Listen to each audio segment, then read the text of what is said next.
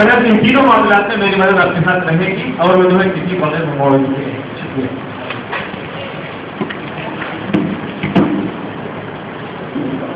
جناب نشین پر تشریف فرما ہے اور بخارا میں اپنا ایک آدھ سوال کا تاثر آپ کے سامنے پیش کروں گا.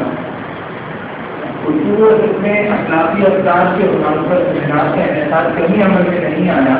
یہ فخر اور یہ قدر کا موقع صرف ضروری کالج کے شعبے کا نام آیا ہے کہ اردو ادب میں اخلاقی افطار کے موضوع پہ سیمینار منعقد ہوا اور یہاں پر تمام لوگوں نے دانشور حضرات کے مقالے بھی سنے اور جیسے طالبوں نے اپنے مقالے بھی پیش کیے.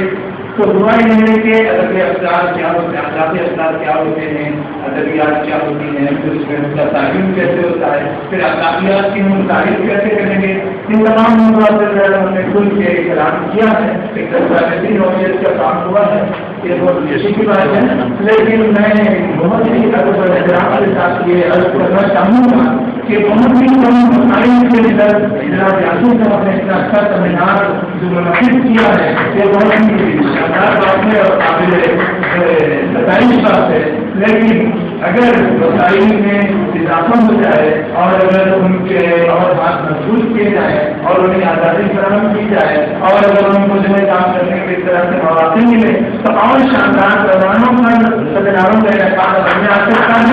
اور ایسے لوگ جو ادب میں ایک کتابی کی حیثیت رکھتے ہوں اور اگر اس طرح کی موضوعات پر کتابیں شائع ہوں اور مقالات کا مجموعہ جمع ہو تو یہ صرف شعبہ اردو کے لیے قابل فخر بات ہوگی بلکہ ان مسائلوں کے تبصر سے اردو ادب کے میدان میں نزدیک کالج اور میرے دو مشاورت کا نام بھی کمیٹی کی حیثیت اختیار کر جائے گا. میں کالج کے پرنسپل ڈاکٹر صاحب کو بہت احترام کے ساتھ درخواست کروں گا کہ جو بھی ہمارے سیمینار ہوتے ہیں اگر یونیورسٹی کے تعلق سے کیا جائے تو 1 لاکھ 2 لاکھ روپئے ملتے ہیں. پبلک کونسل کے پاس چونکہ بہت سے لوگوں کو تعاون کرنا پڑتا ہے اس لیے رقم کی مقدار کم ہو جاتی ہے. یونیورسٹی کو لیا جا سکتا ہے, ہائر ایجوکیشن کاؤنسل کو لیا جا سکتا ہے اور دیگر اداروں سے مالی تعاون حاصل کیا جا سکتا ہے اور اس طرح سے سیمینار منعقد کیے جا سکتے ہیں. میں اپنے کارکنوں میں پیش کیا سبق کے لیے معافی چاہتے ہوئے